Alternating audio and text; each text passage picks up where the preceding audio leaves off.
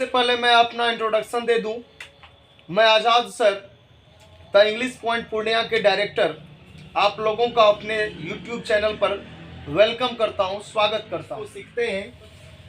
Rule number 1 से हम start करेंगे और मेरा प्रयास रहेगा कि जो बच्चे अंग्रेजी का क्लास नहीं कर पाए हैं, इंग्लिश 100 मार्क्स का पूछा जाएगा आपके बोर्ड एग्जाम में। जो भी बच्चे किसी कारणवश नहीं पढ़ाई कर पाए हैं वो इस वीडियो को देखकर चैनल को सब्सक्राइब करके शेयर करते जाइएगा ताकि सभी के पास यह वीडियो जा सके और अच्छे से पढ़ाई कर सके।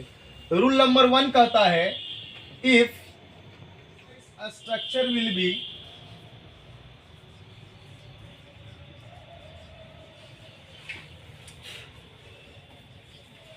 if active voice structure will be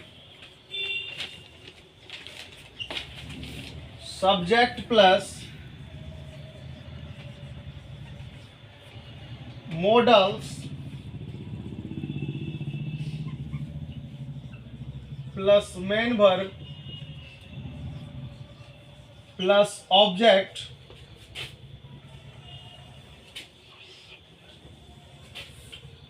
देखिए रूल नंबर 1 में लिखे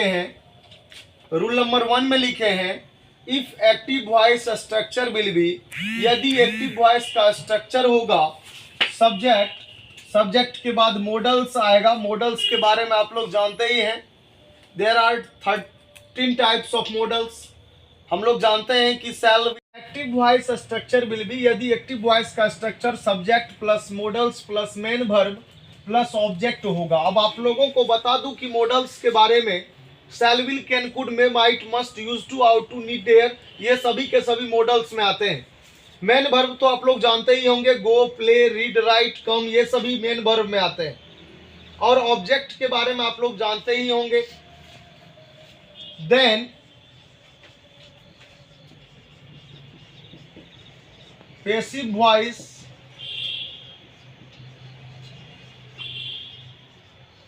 स्ट्रक्चर विल बी, अगर एक्टिव वॉइस का स्ट्रक्चर इस तरीके से रहा आपका एग्जाम में, तो अब इसका अगर कहे आपको पैसिव बनाने के लिए, तो आप लोग याद रखिएगा कि हमको सबसे पहले एक्टिव वॉइस का ऑब्जेक्ट को सब्जेक्ट बनाना होगा पैसिव वॉइस का, और उसके बाद आपको बी का प्रयोग करना होगा। मॉडल्स के बाद बी का प्रयोग करोगे, फिर भी3 का प्रयोग करोगे, फिर बाय का, और उसके बाद लिखोगे एजेंट। एजेंट क्या होता है? एजेंट को हम लोग सब्जेक्ट ऑब्जेक्ट दोनों बोल सकते हैं। जैसे हम लोग बोलते हैं आई तो सब्जेक्ट होता है, लेकिन इसका ऑब्जेक्ट मी होता है, और मी के साथ जब बाय लगाते हैं तो बाय मी हो जाता है। उसी को बोलते हैं बाय प्लस एजेंट, यानी मी को एजेंट बोला जाता है। हम कुछ क्वेश्चंस यहाँ पर आपको देंगे, इसे सॉल्व भी कर देंगे ताकि आपको किसी तरह की परेशानी ना हो। यहाँ क्वेश्चन है, I can do this work. ये क्वेश्चन आपको